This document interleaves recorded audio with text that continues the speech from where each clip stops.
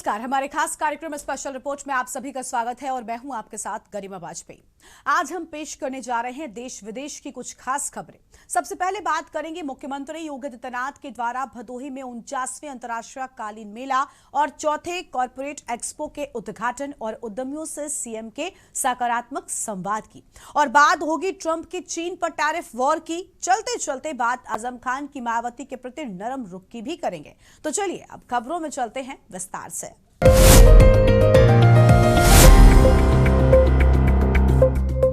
मुख्यमंत्री योगी आदित्यनाथ ने भदोही में 49वें अंतर्राष्ट्रीय कालीन मेला और चौथे कॉर्पोरेट एक्सपो का उद्घाटन किया। उन्होंने उद्यमियों को अमेरिकी टैरिफ से न घबराने और इसे नए अवसरों के रूप में देखने का भरोसा दिलाया, क्योंकि भारत यूएई और यूके जैसे देशों के साथ मुक्त व्यापार समझौते पर काम कर रहा है। ये रिपोर्ट देखिए।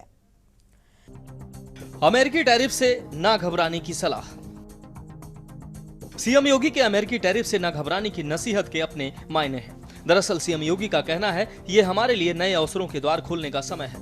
कार्यक्रम में मुख्यमंत्री योगी ने कहा कि जब भी चुनौतियां आती हैं वे अपने साथ अवसर भी लाती हैं। अमेरिका ने टैरिफ लगाया है, लेकिन यह केवल एक देश का निर्णय है। हम यूएई, यूके और अन्य देशों के साथ फ्री ट्रेड एग्रीमेंट की दिशा में तेजी से आगे बढ़ रहे हैं। आने वाले समय में ये समझौते हमारे उद्योगों के लिए नए बाजार खोलेंगे। उन्होंने बताया कि सरकार ने इस विषय पर हाई लेवल कमेटी का गठन किया है, जो टैरिफ से उत्पन्न स्थिति पर लगातार काम कर रही है। आज मैं स्वयं भी आपके पास इसलिए भी आया हूं क्योंकि आप में से बहुत सारे लोग इस बात को लेकर चिंतित हैं कि यूएस के टैरिफ के कारण क्या स्थिति पैदा होगी। मेरा यह मानना है कि जब चुनौती होती है तो वो आपके लिए नए अवसर प्रदान करती है और उस नए अवसर के लिए आपको अपने आप को तैयार रखना होगा। वो नया अवसर आपके लिए है जो अब भारत सरकार ने तेजी के साथ रिफॉर्म करने प्रारंभ किए हैं। आदरणीय प्रधानमंत्री जी के नेतृत्व में अभी शारदीय नवरात्रि के पहले दिन टैरिफ रिफॉर्म की घोषणा न केवल करके बल्कि उसे इंप्लीमेंट भी किया गया। आज आपने देखा होगा जो रॉ मटेरियल में पहले आपको जीएसटी 12 से 18% देना होता था, आज उसको भी 5% तक लाने के लिए सरकार ने कार्रवाई को आगे बढ़ाया। कारपेट पे कोई भी नया जीएसटी, कोई भी नया टैक्स नहीं लगाया गया, बल्कि आप नए रास्ते आपके लिए खोलने की तैयारी है।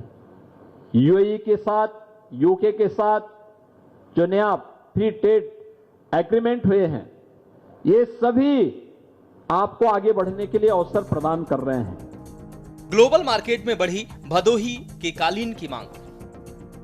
आपको बता दें कि मुख्यमंत्री ने कहा कि 11 वर्ष पहले कारपेट उद्योग बंदी के कगार पर था, लेकिन प्रधानमंत्री नरेंद्र मोदी के नेतृत्व में भदोही, मिर्जापुर और वाराणसी के कारपेट क्लस्टर को नई ऊर्जा मिली।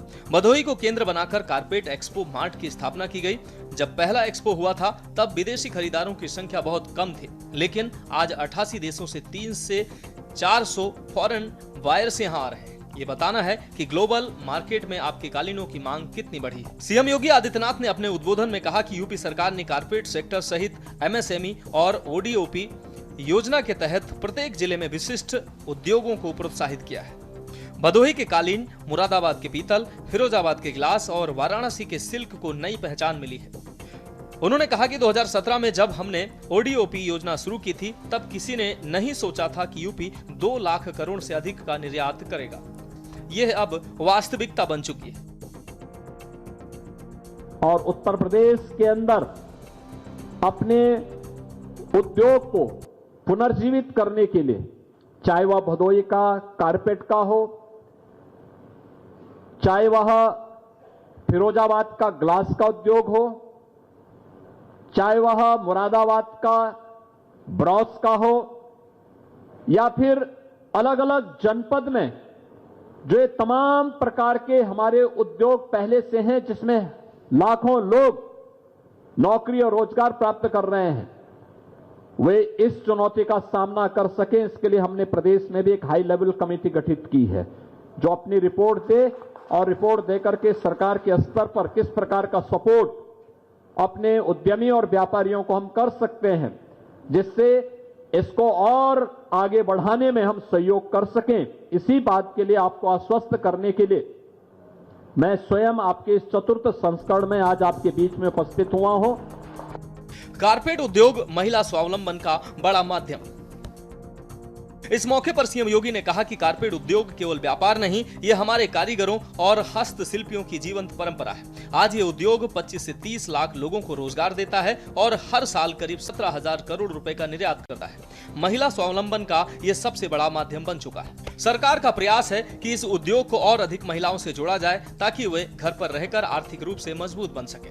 मुख्यमंत्री ने कहा कि भदोही को छोटा मत समझिए, ये प्रदेश और देश की आर्थिक ताकत का प्रतीक है। 2014 से पहले यह उद्योग लगभग मृत प्राय हो चुका था, लेकिन आज ये यूपी की पहचान बन चुका है। कारपेट उद्यमियों से मुख्यमंत्री ने किया संवाद। अंतर्राष्ट्रीय कालीन मेला और चौथे कारपेट एक्सपो में मुख्यमंत्री ने उद्यमियों से संवाद किया। आपको बता दें कि एक उद्यमी ने कहा कि कालीन उद्योग हाथों का जादू है। हमने विश्व का सबसे बड़ा कालीन बनाकर कजाकिस्तान भेजा है। इस कला को विशेष दर्जा मिलना चाहिए। इस पर मुख्यमंत्री ने कहा कि विचार समिति के गठन पर सरकार विचार कर रही है ताकि उद्यमियों के सुझावों को नीतिगत निर्णयों में शामिल किया जा सके। वहीं उद्यमी हाजी हमीद ने मुख्यमंत्री के प्रति आभार व्यक्त करते हुए कहा कि आपकी प्रतिबद्धता ने कालीन उद्योग को नया जीवन दिया। भदोही और प्रदेश दोनों को इस उद्योग के माध्यम से 1 ट्रिलियन इकोनॉमी में सहयोगी बनाया जा सकता है। स्पेशल डेस्क के न्यूज इंडिया। डोनाल्ड ट्रंप ने चीन पर एक बार फिर से टैरिफ लगाने का ऐलान कर दिया है। 1 नवंबर 2025 से अब चीन पर 100% एक्स्ट्रा टैरिफ लगाने की धमकी दी है। ये फैसला चीन के नए नियम के बाद अमेरिका ने उठाया है। ये खास रिपोर्ट देखिए। व्यापार युद्ध भड़कने की आशंका। अमेरिकी राष्ट्रपति डोनाल्ड ट्रंप ने चीन के आयात पर अतिरिक्त 100% टैरिफ लगाने की घोषणा कर विश्व पटल पर सनसनी बढ़ा दी है, जिससे दुनिया की 2 सबसे बड़ी अर्थव्यवस्थाओं के बीच एक बार फिर व्यापार युद्ध भड़कने की आशंका बढ़ गई है। वहीं ट्रंप ने कहा है कि चीन के रेयर अर्थ मिनरल्स पर फैसले से सभी देश प्रभावित होंगे। उन्होंने चीन के कदम को नैतिक अपमान बताया है और कहा है कि ये वर्ल्ड ट्रेड पर हावी होने की उसकी लॉन्ग टर्म रणनीति का हिस्सा है। बता दें कि उन्होंने कहा है कि 1 नवंबर 2025 से संयुक्त राज्य अमेरिका चीन पर 100% टैरिफ लगाएगा, जो वर्तमान में उनके खिलाफ चुकाए जा रहे किसी भी टैरिफ के अतिरिक्त होगा। दरअसल ट्रंप ने चीन को टैरिफ धमकी देने के बाद ही ये भी ऐलान किया है कि अमेरिका 1 नवंबर से ही क्रिटिकल सॉफ्टवेयर पर एक्सपोर्ट कंट्रोल भी लागू करेगा। आखिर सवाल बड़ा है कि डोनाल्ड ट्रंप ने अचानक चीन पर क्यों टैरिफ का प्लान किया है, जब चीजें धीरे धीरे सही हो रही थी। दरअसल इसके पीछे की वजह चीन का एक फैसला है। चीन पर ट्रंप के टैरिफ वार की वजह चीन ने 1 दिसंबर से रेयर अर्थ मिनरल्स पर सख्त कंट्रोल का ऐलान किया है। चीन रेयर अर्थ मिनरल्स के निर्यात का करीब 90% हिस्सा कंट्रोल करता है। इसी कारण चीन आए दिन रेयर अर्थ मिनरल्स को लेकर नया नियम लेकर आता रहता है। खनिजों के निर्यात पर सख्त नियंत्रण लगाएगा ताकि पर्यावरण की रक्षा हो और राष्ट्रीय सुरक्षा मजबूत बनी रहे। कितना जरूरी है rare earth minerals? Rare earth minerals 17 तरह के चुंबकीय तत्व हैं, जैसे लथेनियम, नियोडीमियम और यूरोपियम आदि, जिनका उपयोग स्मार्टफोन, इलेक्ट्रिक कारों, कंप्यूटर, चिप्स, सैन्य उपकरणों और ग्रीन एनर्जी के लिए किया जाता है। इन चीजों के न होने से ऑटो समेत कई इंडस्ट्रीज प्रभावित होगी। इलेक्ट्रॉनिक इंडस्ट्री तो ठप भी हो सकती है। दुनिया का 70% से ज्यादा रेयर अर्थ चीन से आता है। चीन ने भारत से मांगी गारंटी। ट्रंप ने चीन के राष्ट्रपति शी जिनपिंग के साथ एपेक शिखर सम्मेलन में होने वाली संभावित मुलाकात को रद्द करने की धमकी भी दी थी, लेकिन बाद में कहा कि उन्होंने मुलाकात रद्द नहीं की। वही आपको बता दें कि चीन ने भारत से भी गारंटी मांगी है कि वह आश्वस्त करें कि अमेरिका को हैवी रेयर अर्थ मिनरल्स की सप्लाई नहीं करेगा, तभी वह भारत को भी रेयर अर्थ मिनरल्स देगा। अब इसी फैसले के बाद ट्रंप का गुस्सा चीन पर फूटा है, जिस कारण अमेरिका ने चीन पर अतिरिक्त 100% टैरिफ लगाने का ऐलान किया है। चीन पर टैरिफ वार का क्या होगा असर? अमेरिकी शेयर बाजार और क्रिप्टो बाजार में भारी बिकवाली और गिरावट देखी गई, जिससे निवेशकों में चिंता बढ़ गई। ये कदम अमेरिका और चीन के बीच पहले से जारी व्यापार युद्ध को और तेज कर देगा। इलेक्ट्रॉनिक्स, ऑटोमोबाइल और इलेक्ट्रिक वाहन जैसे क्षेत्रों में आयातित चीनी सामानों की कीमतें बढ़ सकती हैं। वैश्विक सप्लाई चेन पर नकारात्मक असर पड़ सकता है। जिनपिंग से मुलाकात पर ट्रंप का यू टर्न।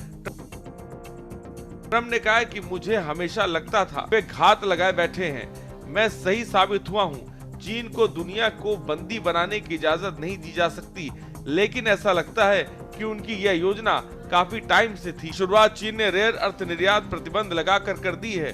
ये एक भयावह और शांतिपूर्ण कदम है। वहीं आपको बता दें कि अमेरिकी राष्ट्रपति डोनाल्ड ट्रंप ने चीनी राष्ट्रपति शी जिनपिंग के साथ मुलाकात रद्द करने वाले बयान पर स्पष्टीकरण जारी किया है। डोनाल्ड ट्रंप ने अपनी हालिया टिप्पणी, जिसमें उन्होंने शी जिनपिंग से मिलने का कोई कारण नहीं होने की बात कही थी, अब उस बयान पर सफाई दी है। ट्रंप ने कहा कि चीनी राष्ट्रपति शी जिनपिंग के साथ प्रस्तावित बैठक आधिकारिक तौर पर रद्द नहीं की है। स्पेशल डेस्क के न्यूज इंडिया। रुकते हैं एक छोटे से ब्रेक के लिए।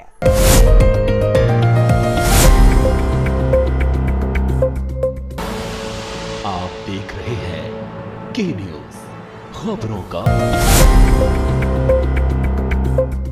आजम खान समाजवादी पार्टी के साथ हैं, लेकिन जिस तरह से उनका मायावती के प्रति नरम रुख सामने आया है, उसके बड़े सियासी मायने निकाले जा रहे हैं। बहरहाल, अगर भविष्य में आजम बसपा में शामिल होते हैं तो ये उत्तर प्रदेश की राजनीति और समाजवादी पार्टी के पीडीए फॉर्मूले के लिए एक बहुत बड़ा मोड़ साबित होगा। ये खास रिपोर्ट देखिए। बदल सकती है यूपी की सियासी तस्वीर। चुनाव से पहले सियासी समीकरणों में हलचल। मुस्लिम दलित गठबंधन की अटकलें तेज।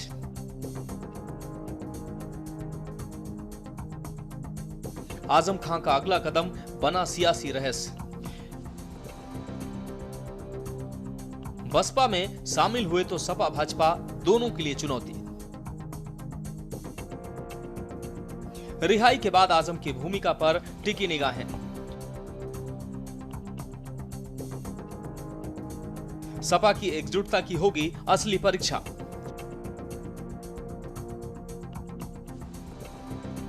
समय तय करेगा आजम का सियासी भविष्य।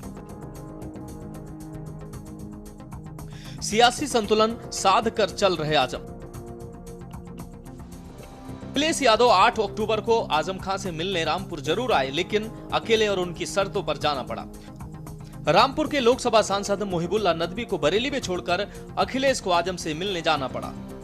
हालांकि अखिलेश ने वापसी के दौरान बरेली में सपा नेताओं के साथ बैठक की, वो आजम खान को बर्दाश्त नहीं हुई। वहीं सपा की मुस्लिम सियासत को अखिलेश अब आजम खान के भरोसे नहीं छोड़ना चाहते हैं, जिसे आजम खान भी बखूबी समझ रहे हैं। इसलिए आजम खान भी सियासी बैलेंस बनाकर चलने की रणनीति पर काम कर रहे हैं। आजम खान को करीब से जानने वाले लोग जानते हैं कि आजम खान कैसे अपनी सियासी जरूरत को बनाए रखना चाहते हैं। इसलिए जेल से छूटने के बाद से लगातार मीडिया को इंटरव्यू दे रहे हैं और सपा पर सियासी दबाव बनाने का दांव चल रहे हैं। आपको बता दें कि अखिलेश यादव से मुलाकात के बाद सपा पर नरम जरूर है, लेकिन जिस तरह मायावती पर आजम खान मुलायम नजर आ रहे हैं, उसके सियासी मायने भी तलाशे जा रहे हैं। यही नहीं, आजम खान ने कांसीराम के साथ अपनी केमिस्ट्री का भी जिक्र किया, उससे उनकी सियासत को बखूबी समझा जा सकता है। राजनीतिक विश्लेषकों की माने तो आजम खान मायावती की तारीफ करके सपा को सियासी संदेश दे रहे हैं। सपा के सभी नेता जब बसपा की रैली को भाजपा की रैली बताने में जुटे हैं, तो आजम खान मायावती पर नरम रुख अपनाकर सियासी समीकरण साधने में जुटे हैं। फिलहाल देखा जाए तो आजम दो नावों पर एक साथ चलने का दांव चल रहे हैं। जब आजम के अखिलेश से हुए थे मतभेद, टिकट बंटवारे को लेकर रिश्तों में आई थी तल्खी। खुद के चुनाव नहीं लड़ने की स्थिति में आजम खान ने अखिलेश को रामपुर लोकसभा सीट से चुनाव लड़ने का सुझाव दिया था। मुरादाबाद लोकसभा सीट से बिजनौर की पूर्व विधायक रुचि वीरा को प्रत्याशी बनाने की सिफारिश की थी। अखिलेश ने रामपुर सीट से चुनाव लड़ने के प्रस्ताव को ठुकरा दिया था। इसके बाद आजम खां के हवाले से रामपुर के सपा नेताओं ने लोकसभा चुनाव के बहिष्कार का ऐलान कर दिया था। अखिलेश यादव ने आजम की पसंद को दरकिनार कर मौलाना मोहिबुल्लाह नदवी को रामपुर से उम्मीदवार घोषित कर दिया था। सपा के राष्ट्रीय महासचिव और कद्दावर मुस्लिम चेहरा आजम खां जब जेल से बाहर आए तब से सियासी सुर्खियों में बने हुए हैं। सपा के राष्ट्रीय अध्यक्ष अखिलेश यादव से मुलाकात के बाद आजम खां उनके प्रति नरम रुख अख्तियार कर रखा है, तो बसपा प्रमुख मायावती पर मुलायम नजर आ रहे हैं। आजम खां की मायावती की तारीफ को केवल शिष्टाचार नहीं बल्कि सपा के भीतर असंतोष, मायावती को राजनीतिक रूप से साधने की कोशिश और उत्तर प्रदेश की राजनीति में एक नए संभावित सामाजिक राजनीतिक समीकरण की नींव के रूप में देखा जा रहा है। आपको बता दें कि आजम खां के जेल में रहते हुए उनके परिवार की मायावती से मुलाकात की खबरें आई थी।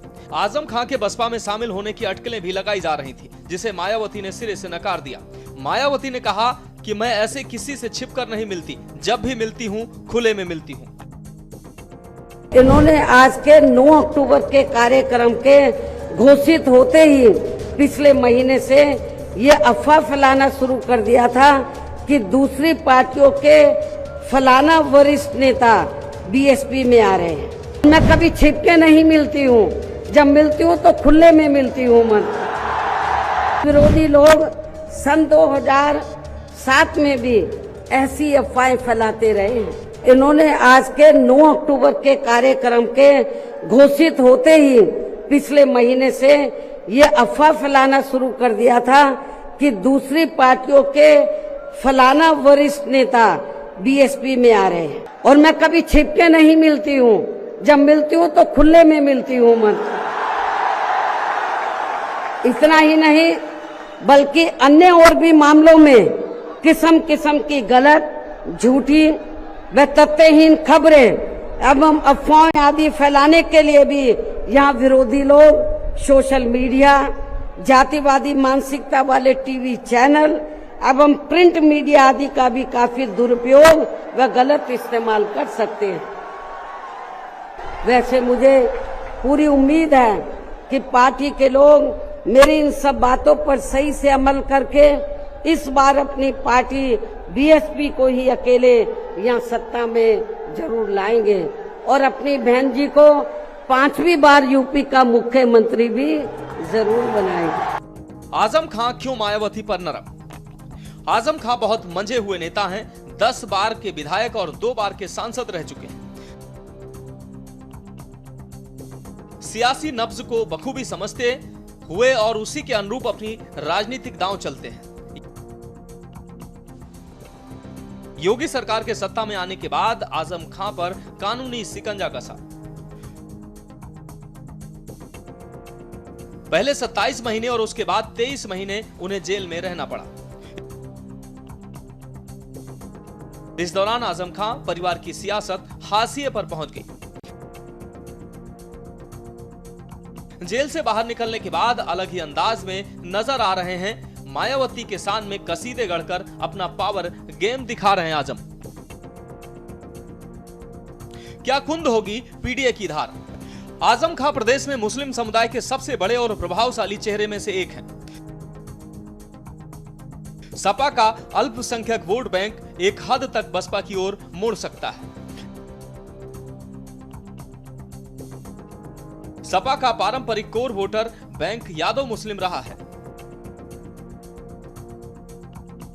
आजम खां का जाना सपा के एक घटक को कमजोर करेगा और पीडीए की नींव को हिला सकता है। बसपा को मजबूत मुस्लिम चेहरा मिलने से अल्पसंख्यक समुदाय में माया की पैठ बढ़ सकती है। मुस्लिम समुदाय के बसपा से जुड़ने से दलित मुस्लिम गठजोड़ मजबूत हो सकता है। फिलहाल आजम खां समाजवादी पार्टी के साथ बने हुए हैं, लेकिन अगर भविष्य में वो बसपा में शामिल होते हैं तो यह उत्तर प्रदेश की राजनीति और सपा के पीडीए फार्मूले के लिए एक बड़ा मोड़ साबित होगा।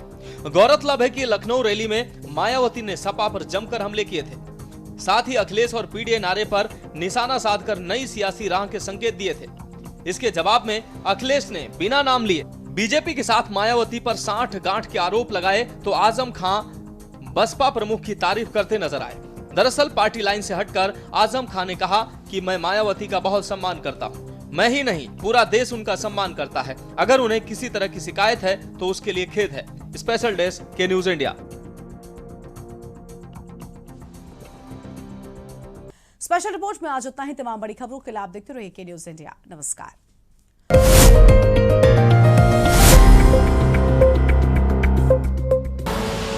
आप देख रहे हैं के न्यूज, खबरों का